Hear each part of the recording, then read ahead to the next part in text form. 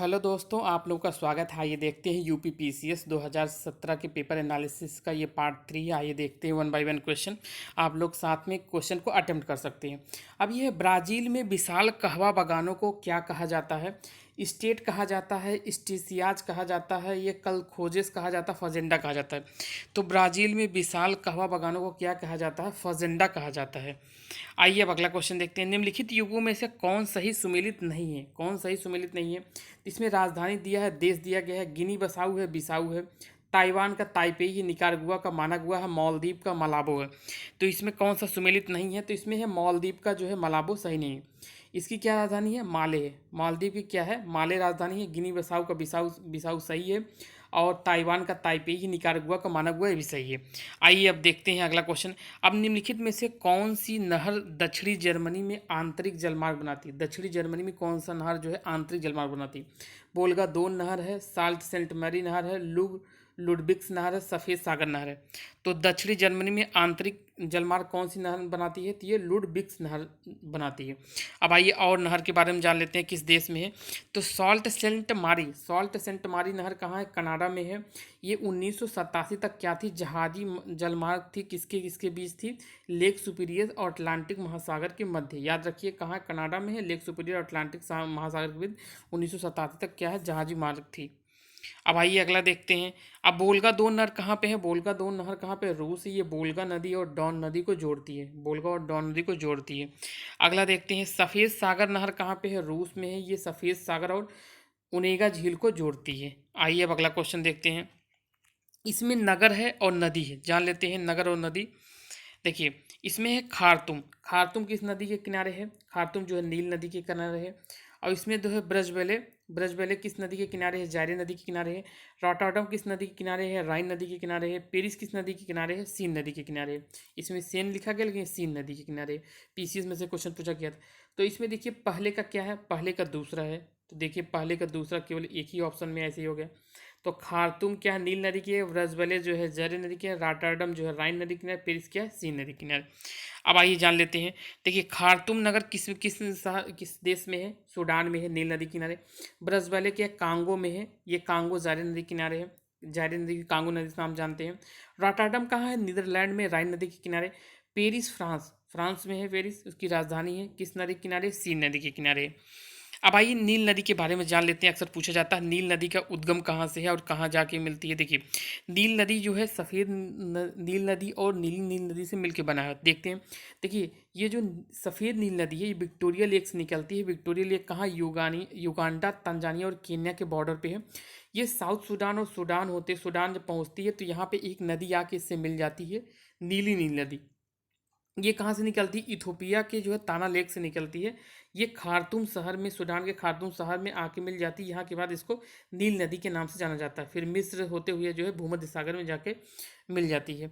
तो इसमें सबसे ऊंचा बांध इस नदी पे जो अफ्रीका महाद्वीप का सबसे ऊंचा बांध कौन सा? आसवान बांध है, ये भी याद रखिएगा। तो देखिए इसमें है आसवान बांध अफ्रीका का सबसे ऊंचा बांध।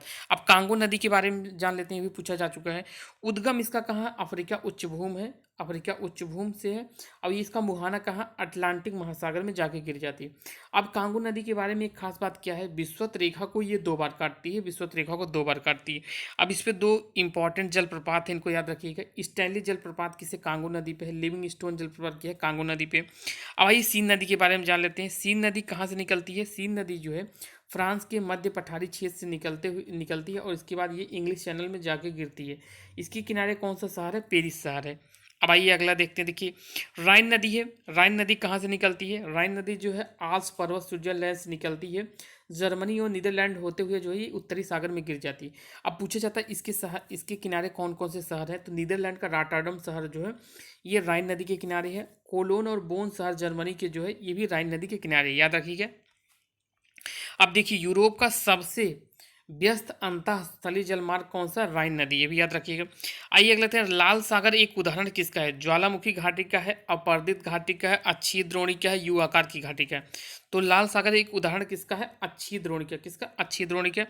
आइए अब देखते हैं लाल सागर के बारे में। देखिए लाल सागर के बारे में देखिए, लाल सागर जो है कुछ देश इसके अफ्रीका के कौन कौन से देश लाल सागर के किनारे, मिस्र है, सूडान है, इरिट्रिया, जिबूती। अब देखिए एशिया के कौन कौन से देश इसके किनारे लाल सागर, सऊदी अरब है, यमन है।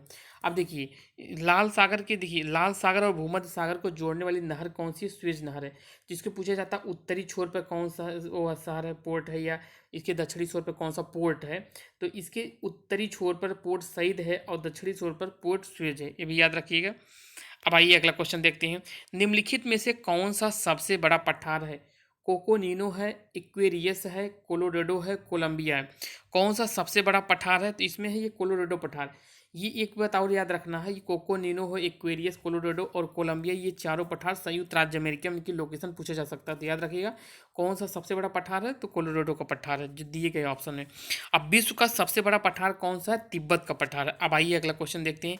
निम्नलिखित देश में देश समूह की सीमा जो है इजराइल से लगी हुई, किससे लगी है? अब देखिए पहले मैप में देख लेते हैं। देखिए ये है इजराइल। देखिए इजराइल के पूर्व में कौन सा है, जॉर्डन है। इजराइल के जो है दक्षिण पश्चिम में कौन सा है, मिस्र है।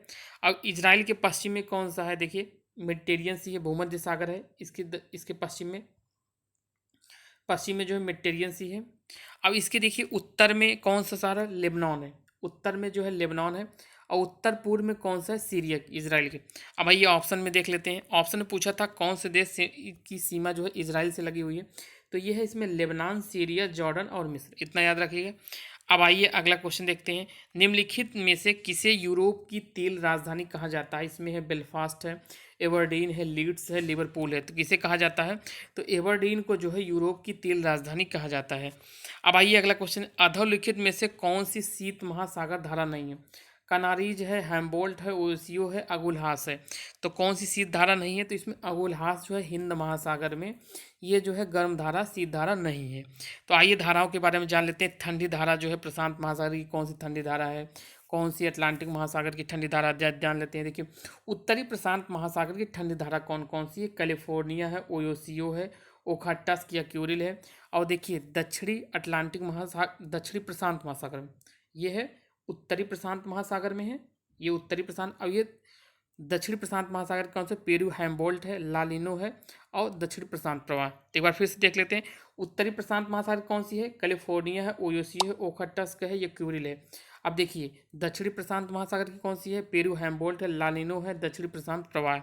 अब देख लेते हैं उत्तरी अटलांटिक महासागर की गर्म ठंडी धारा कौन सी है। तो ये देखिए ये सब ठंडी धारा लेब्राडोर है, कनारी है। और अटलांटिक महासागर में जो है दक्षिणी अटलांटिक महासागर की कौन सी, फॉकलैंड है और बेगुला है, इतना याद रखिएगा। देखिए लिखा हुआ है। तो ये आइए अगला क्वेश्चन देखते हैं। वर्षा की मात्रा किस पर निर्भर करती है? हवा के दबाव पर, वायुमंडल में नमी पर, जलचक्र पर, तापक्रम पर। तो वायु की मात्रा किस पर निर्भर करती है? वायुमंडल में नमी पर जो है, वायुमंडल में नमी पर जो है वर्षा की मात्रा निर्भर करती है। अब आइए अगला क्वेश्चन देखते हैं। इसमें है एल्युमिनियम कंपनी है, स्थिति है। एल्युमिनियम कंपनी, देखिए बाल्को कहाँ पे है, बाल्को जो है कोरबा में है, बाल्को कोरबा में है। हिंडाल्को कहाँ पे है, हिंडाल्को जो है रेणुकूट उत्तर प्रदेश में है। अब इंडियन एल्युमिनियम कंपनी कहाँ पे है, ये हीराकुड उड़ीसा में है। नालको कहाँ पे है, नालको जो है कोरापुट उड़ीसा में है। तो इसका कौन सा है, इसमें देखिए पहले का कौन सा है, दूसरा सेकंड है। और इसमें देखिए दूसरे का कौन सा है, चौथा है। और तीसरे का कौन सा है, पहला है। और इसमें 2 4 1 3, तो 21 ऑप्शन में है 2 4 1 3, इसमें जो है बी आंसर सही है। तो याद करिए एक बार फिर से देख लीजिए। तो इसमें कहाँ पे है, बाल्को कहाँ पे है, बाल्को कोरबा में है, बाल्को जो है कोरबा में। हिंडाल्को कहाँ, रेणुकूट उत्तर प्रदेश में है। इंडियन एल्युमिनियम कंपनी कहाँ पे है, हीराकुड में है। नालको कहाँ पे है, कोरापुट में है। तो याद रखिएगा। अब आइए जान लेते हैं कोरबा कहाँ पे है, छत्तीसगढ़ में है। रेणुकूट कहाँ, उत्तर प्रदेश में है। कोरापुट कहाँ, उड़ीसा में। हीराकुड कहाँ पे है, उड़ीसा में, इतना याद रखिएगा। अब आइए इसमें देखते हैं क्षेत्र और स्थानांतरित खेती बताना है। देखिए पश्चिमी घाट, दक्षिणी पूर्वी राजस्थान, उत्तरी पूर्वी भारत और मध्य प्रदेश और छत्तीसगढ़ में। देखिए पश्चिमी घाट में कौन सी खेती होती है, पश्चिमी घाट में जो है कुमारी खेती होती है, तो ए का क्या हो गया, चौथा हो गया। दक्षिणी पूर्वी राजस्थान में कौन सी खेती होती है, तो बालतेर होती है। और उत्तरी पूर्वी भारत में कौन सी खेती होती है, झूम की खेती होती है। मध्य प्रदेश और छत्तीसगढ़ में कौन सी खेती होती है, ढैया होती है। तो 4 2 3 1, इसका आंसर याद रखिएगा। पश्चिमी घाट में कौन सी होती है, कुमारी होती है। दक्षिणी पूर्वी राजस्थान में कौन सी, वालतेर होती है। उत्तरी पूर्वी भारत में होती है झूम की खेती। मध्य प्रदेश और छत्तीसगढ़ में क्या होती है, ढैया की खेती होती है। ढैया जो है स्थानांतरित खेती जो है कहा जाता है, मध्य प्रदेश और छत्तीसगढ़ में स्थानांतरित खेती क्या कहा जाता है, ढैया। अब आइए देखते हैं अगला, निम्नलिखित शैलों में से कौन भारत का 90% से अधिक कोयला प्रदान करता है। विंध्य क्रम है, धारवाड़ क्रम है, टर्सरी क्रम है, गोंडवाना क्रम है। तो भारत का कौन सी शैल ऐसी है जो 90% से अधिक कोयला प्रदान करती है, तो ये गोंडवाना क्रम की चट्टान। कहाँ पे, गोंडवाना क्रम की चट्टान है। आइए देखते हैं, अब इसमें जलप्रपात है और नदी है। कौन सा है, जलप्रपात है और नदी है, जान लेते हैं। देखिए इसमें दूध सागर दिया है, डुडुमा दिया है, गोकक दिया है, जोग दिया है। इसमें नदी कौन सी, घटप्रभा है, मच्छकुंड है, सारावती है, मांडवी है। तो इसमें देख लेते हैं। देखिए दूध सागर जो है मांडवी नदी के किनारे है, दूध सागर जो मांडवी नदी पे है। और डुडुमा किस पे है, डुडुमा जो है मच्छकुंड पे है। गोकक किस पे है, गोकक जो है घटप्रभा पे है। और जोग किस पे है, सारावती पे। याद रखिएगा। इसमें आइए इसका एक्सप्लेनेशन देख लेते हैं। देखिए दूध सागर जो है कहाँ पे है, मांडवी नदी पर है। ये कहाँ, कर्नाटक और गोवा की सीमा पर है। डुडुमा कहाँ पे, मच्छकुंड, मच्छकुंड नदी पर, ये कोरापुट उड़ीसा में है। गोकाक जो है घटप्रभा, ये बेलगाम कर्नाटका में है। जो किस नदी के किनारे है, सारावती, ये कहाँ पे है, कर्नाटका में। इतना याद रखिए। आइए अगला क्वेश्चन देखते हैं। अब इसमें बताना निम्नलिखित में से कौन सही सुमेलित नहीं है, इसमें बताना है। देखिए इडुक्की जो है तापी सप्तगिरी है, सबरीगिरी जो है जल विद्युत योजना है, घटप्रभा जो है सिंचाई परियोजना है, रामगंगा जो बहुउद्देशीय परियोजना है। तो निम्नलिखित में से कौन सा सुमेलित नहीं है, तो इसमें ये पहला सुमेलित नहीं है। तो ये इसमें सबरीगिरी जल विद्युत परियोजना ये सुमेलित है। घटप्रभा जो है सिंचाई परियोजना भी सुमेलित है। तो रामगंगा जो बहुउद्देशीय परियोजना है, तो इसमें सही सुमेलित, इसमें बताना था कौन सा सही सुमेलित है। तो इसमें सुमेलित केवल एक नहीं, इडुक्की जो है जल विद्युत परियोजना है, ये तापी परियोजना नहीं है। तो इसमें 2, 3, 4 सही है। तो ये इडुक्की क्या, जल विद्युत परियोजना, याद रखिएगा। अब आइए देख लेते हैं। देखिए जल विद्युत परियोजना इडुक्की क्या है, जल विद्युत परियोजना क्या है, पेरियार नदी केरल में है, इडुक्की जिले में है। आइए अब अगला क्वेश्चन देखते हैं। अब इसमें निम्नलिखित पहाड़ी जनजातियों को पश्चिम से पूर्व क्रम में इसको सेट करना है।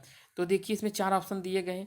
तो पश्चिम पे गारो है, खासी गारो, नागा जयंतिया है, नागा खासी गारो है, गारो खासी जयंतिया है, जयंतिया नागा। तो इसका सही आंसर क्या है, पश्चिम से पूर्व की ओर। तो ये है गारो, खासी, जयंतिया और नागा। नागा कहाँ, नागालैंड में पाया जाता है। गारो, खासी, जयंतिया ये तीनों मेघालय में पाई जाती है। मेघालय के जो है पश्चिम में पाई जाती है, मध्य में पाई जाती है, पूर्व में पाई जाती है। और नागा जो है नागालैंड में। तो इसका सी आंसर सही है। अब आइए अगला देखते हैं। कर्क रेखा निम्नलिखित किन राज्यों से होकर गुजरती है, ये बताना है। देखिए गुजरात है, उत्तर प्रदेश है, गुजरात हो गया, छत्तीसगढ़ हो गया, उत्तर प्रदेश हो गया, झारखंड हो गया। तो इसमें कि कौन किससे किससे गुजरती है। तो देखिए मित्र पर गमछा झार, अगर आपको ट्रिक पता होगा, मित्र पर गमछा झार जो है मिजोरम हो गया, त्रिपुरा हो गया, इसमें गुजरात हो गया, छत्तीसगढ़ हो गया, इसमें हो गया मध्य प्रदेश हो गया। तो आपके ये 8 राज्य हैं। तो उत्तर प्रदेश से नहीं गुजरती है, इसमें उत्तर प्रदेश, गुजरात से गुजरती है, छत्तीसगढ़ से गुजरती है, झारखंड से गुजरती है। तो इसमें 8 राज्यों से गुजरती है। तो इसका आंसर कौन सा हो जाएगा, 1, 2, 4। पहला आंसर सही, उत्तर प्रदेश से जो है कर्क रेखा होकर नहीं गुजरती है। आइए अगला क्वेश्चन देखते हैं। निम्नलिखित में से कौन सा विशालतम हिमनद है, कौन सा, ये ससाइनी है, गंगोत्री है, जेमू है, सियाचिन है। तो सबसे विशालतम हिमनद कौन सा है, इसमें है सियाचिन हिमनद जो है सबसे बड़ा हिमनद है, विशालतम। अब आइए देख लेते हैं ये इनकी स्थिति क्या है। देखिए सियाचिन कहाँ पे है, ये काराकोरम में है, काराकोरम क्षेत्र में है। इसकी कितनी लंबाई, 76 किलोमीटर है। गंगोत्री कहाँ है, उत्तराखंड में, इसकी 26 किलोमीटर है। ससाइनी कहाँ पे है, काराकोरम में है, 70.85 है। जेमू कहाँ है, सिक्किम नेपाल में, इसकी 5 किलोमीटर है। तो सबसे बड़ा कौन सा है, इसमें सियाचिन है, काराकोरम। अब देखिए विश्व में अगर पूछा जाएगा, विश्व में सबसे बड़ा ग्लेशियर कौन है, फेंड चेनको ग्लेशियर कहाँ पे है, पामीर क्षेत्र में, फेंड चेनको ग्लेशियर पामीर क्षेत्र में। अब आइए अगला क्वेश्चन देखते हैं। निम्नलिखित योगों में कौन सा सुमेलित नहीं है। देखिए इसमें सिप्टिला हिमाचल में, बोमडिला जो है अरुणाचल प्रदेश है, नाथुला मेघालय में है, जोजिला जम्मू कश्मीर में। तो कौन सा सुमेलित नहीं है, तो इसमें नाथुला, नाथुला मेघालय में है, नाथुला जो है कहाँ पे, सिक्किम में। याद रखिए सिप्टिला हिमाचल प्रदेश में, सही है। बोमडिला कहाँ पे है, अरुणाचल प्रदेश में। जोजिला कहाँ है, जम्मू कश्मीर में। लेकिन इसमें जो है नाथुला कहाँ है, सिक्किम में, मेघालय में नहीं। इतना सी आंसर है, याद रखिएगा। अब निम्नलिखित कूट का उपयोग करते हुए निम्नलिखित घटनाओं का सही कालानुक्रम निर्दिष्ट कीजिए। तो इसमें देखिए क्या दिया गया है, रोलेट एक्ट के विरुद्ध है, चंपारण है, खेड़ा विद्रोह, अहमदाबाद विद्रोह। तो इसमें जान लेते हैं। तो सबसे पहले कौन सा हुआ था, सबसे पहले हुआ था चंपारण विद्रोह। चंपारण विद्रोह हुआ था। इसके बाद कौन सा हुआ था, इसके बाद मार्च में हुआ था, मार्च 1918 में। ये 1917 में हुआ था, ये मार्च 1918 में हुआ था अहमदाबाद में। इसके बाद हुआ था खेड़ा आंदोलन हुआ था, इसके बाद हुआ था रोलेट एक्ट 1919 में। तो दूसरे दूसरे के बाद कौन सा है, चौथा है। दूसरे के बाद चौथा, केवल एक आंसर, पहला आंसर सही है। तो आइए इनके बारे में जान लेते हैं। तो देखिए 1917 में जो है प्रथम सविनय अवज्ञा आंदोलन गांधी जी ने चलाया था। प्रथम चंपारण सत्याग्रह जो है 1917 में जबरन नील की खेती के विरोध में ये हुआ था, जबरन की। इसमें क्या होता था, अगर 20 है हिस्सा, मतलब 20 बिस्वा है, तो 20 बिस्वा के जो है 3 बिस्वा पर क्या किया जाता है, उसमें नील की खेती जबरन करी जाती है, उसे 3 कठिया बोला जाता है, 3/20। अब गांधी जी को वहाँ बुला के कौन ले गए थे, उसमें गांधी जी को बुला के राजेंद्र प्रसाद ले गए थे वहाँ पे। अब देखिए ये इसमें जो है कौन कौन से संबंधित नेता थे जो एग्जाम में पूछ लिया जाता है। इसमें राजकुमार शुक्ला भी थे जो गांधी जी को इनवाइट किए थे, राजेंद्र प्रसाद थे जो गांधी जी को इनवाइट किए थे, तो ये पूछा जाता है। देखिए इसमें और कौन कौन से नेता थे, राजेंद्र प्रसाद थे, ब्रिज किशोर थे, नरेहर पारिक थे, मजहर उल हक थे, जेबी कृपलानी थे, महादेव देसाई थे। ये भी एग्जाम में पूछा जाता है 1917 के चंपारण से कौन कौन से संबंधित नेता जुड़े हुए थे। तो ये थे राजेंद्र प्रसाद थे, ब्रिज किशोर थे, नरहर पारिक थे, मजहर उल हक थे, जेबी कृपलानी है, महादेव देसाई। एक बार इसको लिखेंगे, याद करेंगे तो याद हो जाएगा। अब मार्च 1918 में जो है अहमदाबाद मिल हड़ताल हुई थी। तो गांधी जी की प्रथम भूख हड़ताल, ये भी पूछा जाता है गांधी जी की प्रथम हड़ताल कौन सी थी, तो अहमदाबाद मिल हड़ताल थी। तो इसमें क्या हुआ था, इसमें वहाँ पे क्या, अहमदाबाद में उस समय जो है प्लेग हुआ था, कुछ समय वहाँ पे प्लेग फैल गया था। तो प्लेग में जो है मजदूर जो है उसके लिए बोनस की मांग कर रहे थे। तो बोनस की मांग क्या थी, उसमें 50 मजदूरों की मांग थी कि 50% बोनस दिया जाए, लेकिन मालिक क्या देने के तैयार थे, 35% बोनस देने तैयार थे। उसी को लेके वहाँ पे विवाद हुआ था, तो उसमें गांधी जी ने क्या भूख हड़ताल किया था। तो इसमें और कौन इससे शामिल था, तो जो साइंटिस्ट थे विक्रम अम्बालाल साराभाई, इनकी बहन जो है, बहन अनसुईया भी इससे जुड़ी हुई थी। तो ये भी याद रखिएगा, ये अहमदाबाद मिल मजदूर से। अब आइए खेड़ा आंदोलन देखते हैं। अहमदाबाद के बाद खेड़ा आंदोलन हुआ था। तो खेड़ा आंदोलन जो है, खेड़ा सत्याग्रह जो प्रथम असहयोग आंदोलन था। इसमें है किसानों से फसल बर्बादी के बाद जो है लगान वसूलने के विरोध में ये आंदोलन किया गया था। उनकी फसल बर्बाद हो गई थी, इसके बाद भी उनसे लगान वसूल किया जा रहा था, तो इसमें गांधी जी गए थे। तो इसमें गांधी जी कौन कौन थे, इसमें जो नेता प्रमुख नेता थे, तो महात्मा गांधी थे, वल्लभ भाई पटेल थे, इंदुलाल याज्ञिक थे, याद रखिएगा। अब आइए जान लेते हैं रोलेट एक्ट के बारे में। अब देखिए रोलेट एक्ट कब था, 1919 में। क्या था रोलेट एक्ट, क्या था, क्रांतिकारी गतिविधियों को कुचलने के लिए बनाया गया एक एक्ट था, याद रखिएगा। अब आइए अगला क्वेश्चन देखते हैं। अब निम्नलिखित में से किस केस की समस्त संसार में चर्चा हुई, अभिव्यक्तों के अभिव्यक्त अभियुक्तों के समर्थन में Albert Einstein, H G. Wells, Harold Laski और रूजवेल्ट ने सहानुभूत टिप्पणियां की। इसमें है आईएनए मुकदमा लाहौर है, मेरठ षड्यंत्र है, उपयुक्त में से कोई नहीं। तो ये कौन सी घटना थी जिसको जो है पूरे संसार में जिसकी चर्चा हुई, समर्थन मिला था, तो ये थी मेरठ षड्यंत्र। मेरठ षड्यंत्र को जो आइंस्टीन ने भी समर्थन दिया था, एच.जी. वेल्स ने, हैराल्ड लास्की ने, रूजवेल्ट ने। अब आइए इसके बारे में जान लेते हैं, ये कब हुआ था।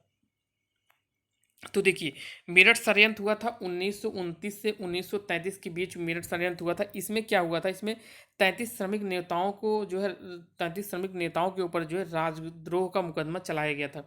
इसकी जो है चर्चा पूरे संसार में हुई थी। तो ये मेरठ षड्यंत्र, ये ईयर याद रखिएगा, 1933 से 1929 से लेकर 1933 के बीच में हुई थी, याद रखिएगा। आई आइए अगला देखते हैं। निम्नलिखित में से किस वर्ष बंगाल के मिदनापुर जिले में जातीय सरकार की स्थापना हुई थी। इसमें 1939, 1940 है, 1941, 1942 है। तो बंगाल के मिदनापुर जिले में जो है जातीय सरकार की स्थापना कब हुई थी, तो ये हुई थी 1942 में हुई थी, याद रखिएगा। तो देखिए 1942 में जो है बंगाल के मिदनापुर में जो है सतीश सावंत के नेतृत्व में जातीय सरकार की स्थापना हुई थी, और इस सरकार कब तक चली थी, 1944 तक चली थी, याद रखिएगा। गोपाल कृष्ण गोखले ने किस वर्ष भारत सेवक मंडल, सर्वेंट ऑफ इंडिया सोसाइटी की स्थापना की, 1902, 1903, 1904, 1905 में। तो गोपाल कृष्ण गोखले ने भारत सेवक मंडल की स्थापना कब की थी, 1905 में किया था। अब ये इनका उद्देश्य क्या था, देखिए 1905 के में जो है पूना में गोपाल कृष्ण गोखले ने इसकी स्थापना की, भारत सेवक मंडल की। अब भारत सेवक मंडल की स्थापना की हुई, इसमें जो है भारत सेवा के लिए जो है प्रचारक तैयार करना था, भारत सेवा के लिए जो है प्रचारक तैयार करना था। इसमें जो है संवैधानिक तरीकों से जो है भारतीय जनता के सच्चे हितों को प्रोत्साहन देना था। भारत सेवक मंडल का एक तो पहला था कि भारत सेवक के लिए जो है भारत सेवा के लिए प्रचारक तैयार करना। दूसरा था संवैधानिक तरीके से भारतीय जनता के सच्चे हितों को जो प्रोत्साहन देना था। अब देखिए इसमें क्या था, इसमें कौन कौन से जो है समाज सेवक पैदा किए थे भारत सेवक मंडल ने। तो इसमें बी श्रीनिवास शास्त्री थे, जे.के. देवधर थे, एन.एम. जोशी थे, पंडित हृदयनाथ कुंजरू जैसे महान सेवक पैदा किए थे। अब देखिए इसके सदस्य कौन कौन से भारत सेवकों ने, एम.सी. सीतलवाड़ थे, बी.एन. राव थे, अल्लादी कृष्ण स्वामी अय्यर थे, याद रखिएगा। अब आइए अगला देखते हैं, निम्नलिखित में से किन स्थानों पर डचों ने अपनी व्यापारिक अड्डे स्थापित किए थे। ये नागपट्टनम, चिंसुरा, मछलीपट्टनम, सूरत हो गया, भरूच हो गया, आगरा हो गया, कोचीन हो, अहमदाबाद, पटना, उपरोक्त में सभी। तो किन स्थान पर जो है डचों ने अपनी व्यापारिक, तो ये सभी है, ये सभी याद रखिएगा। अब देखिए इसमें याद रखिए डचों द्वारा स्थापित पहली फैक्ट्री कौन सी थी, मुसलीपट्टनम में 1605 में। तो इसके बाद क्रम से उनकी फैक्ट्रियाँ स्थापित हो गई, देखिए सूरत में 1616, भरूच में 1616, इसके बाद आगरा में, आगरा के बाद अहमदाबाद, पटना, चिंसुरा, नागपट्टनम, कोचिंग। तो इसका याद रखिएगा, इतनी जगह जो है डचों ने अपनी व्यापारिक फैक्ट्रियाँ स्थापित की थी। अब निम्नलिखित युगों में कौन सा सही सुमेलित नहीं है। अब देखिए इसमें कौन सा सही सुमेलित नहीं है, तो इसका आंसर जो है आयोग ने इसको क्वेश्चन को बाहर कर दिया था। तो आइए इसका सही जान लेते हैं। पवना विद्रोह, दक्कन किसान विद्रोह, सन्यासी विद्रोह, कोल विद्रोह के बारे में आइए जान लेते हैं।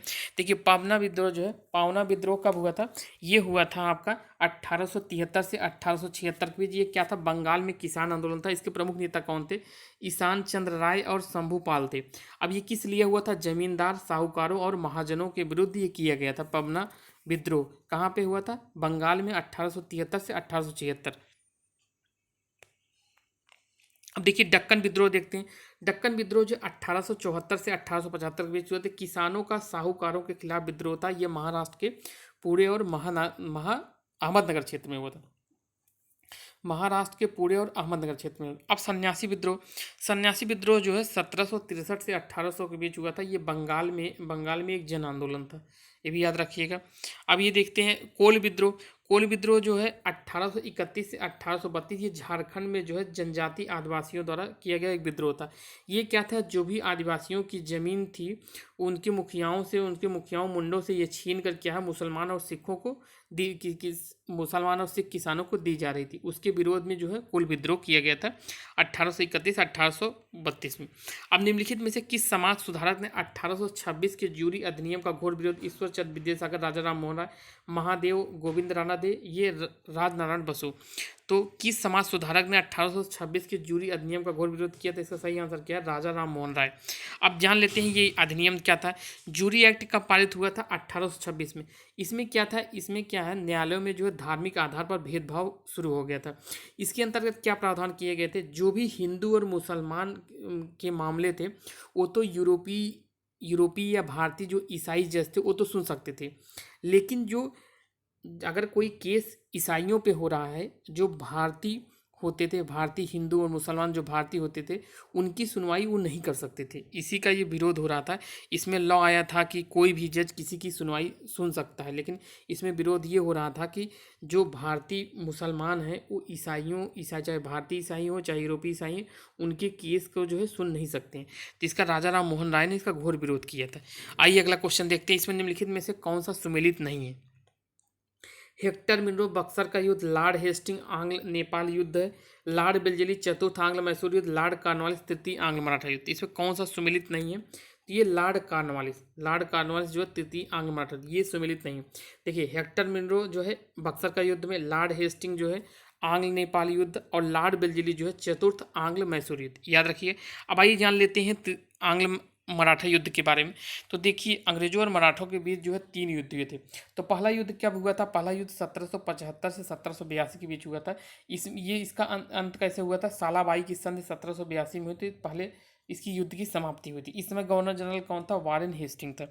और द्वितीय आंग्ल मराठा युद्ध कब था, 1803 से 1806। इस समय गवर्नर जनरल कौन था, लॉर्ड बेलजेली था। अब तृतीय आंग्ल मराठा युद्ध कब हुआ था, 1817 से 1818। गवर्नर जनरल कौन था, लॉर्ड हेस्टिंग। इंपॉर्टेंट है, याद रखिएगा तीनों का। अब इसमें देख लीजिए ये तीनों हो गए कवर। अब आइए देख लेते हैं आगे। देखिए 1303 में काकतीय शासकों की सेना निम्न में से किसकी सेना को वारंगल में परास्त किया था, इल्तुतमिश की सेना को, बलबन की, आल्दुमिन खिलजी को, मोहम्मद ने। तो काकतीय शासकों की सेना ने किसकी सेना को जो वारंगल में परास्त किया था, किसकी सेना थी, तो ये थी अलाउद्दीन की सेना को जो है काकती शासकों की सेना ने पराजित किया था। इतना याद रखिएगा। तो ये आज के इतने क्वेश्चन थे यूपीपीसीएस 2017 के पार्ट 3 था। अब आप लोगों को वीडियो कैसा लग रहा है? वीडियो पसंद आ रहा तो लाइक डिसलाइक आप कर सकते हैं। Thank you for watching. मिलते हैं नेक्स्ट वीडियो में। Thank you.